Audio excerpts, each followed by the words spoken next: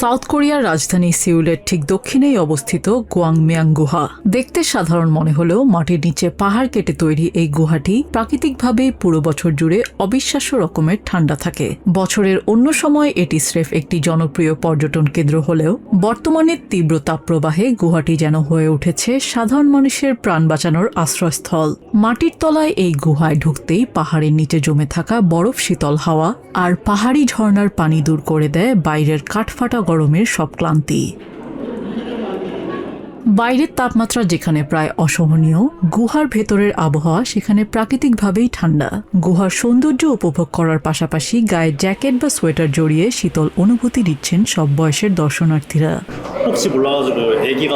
বাইরে এত বেশি গরম যে হেঁটে চলে অসম্ভব হয়ে পড়েছে, কিন্তু গুহার ভেতরে ঢোকার সাথে সাথেই কি যেন আরাম আর শীতল পরিবেশ।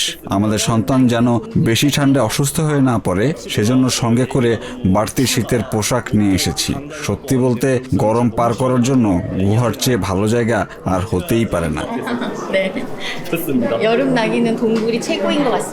ইতিহাস বলছে একসময় এই অন্ধকার গুহা থেকে দিনরাত সোনা ও বিভিন্ন খনিজ উত্তোলন করা হতো। 1967 সালে খনিটি বন্ধ হয়ে যাওয়ার পর দীর্ঘদিন পরিত্যক্ত অবস্থায় পড়েছিল।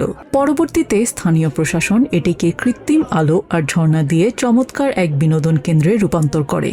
ভূগর্ভস্থ হওয়ায় বাইরের তাপমাত্রা 104 ডিগ্রি ফারেনহাইট ছুঁই করলেও গুহার ভেতরের তাপমাত্রা বছরের সবসময় চমৎকার 53 থেকে 59 ডিগ্রি ফারেনহাইটে স্থির থাকে।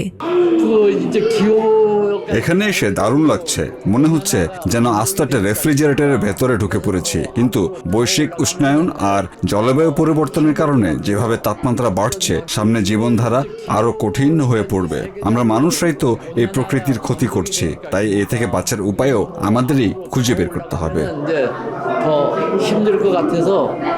চলতি মৌসুমে তাপপ্রবাহের তীব্রতা এতটাই বেড়েছে যে একে ইতিমধ্যেই জাতীয় দুর্যোগ ঘোষণা করেছেন সাউথ কোরিয়ার প্রেসিডেন্ট লি জায়-মিয়াং। আবহাওয়া দপ্তর থেকে সিউল ও আশেপাশের এলাকায় জারি করা হয়েছে সর্বোচ্চ স্তরের হিট ওয়েভ বা দাবদাহের সতর্কতা। হিট স্ট্রোক সহ গরমজনিত নানা জটিলতায় এ পর্যন্ত প্রাণ হারিয়েছেন অন্তত 19 জন। চিকিৎসকরা খুব জরুরি কাজ ছাড়া দুপুরে বাইরে বের না হবার পরামর্শ দিচ্ছেন।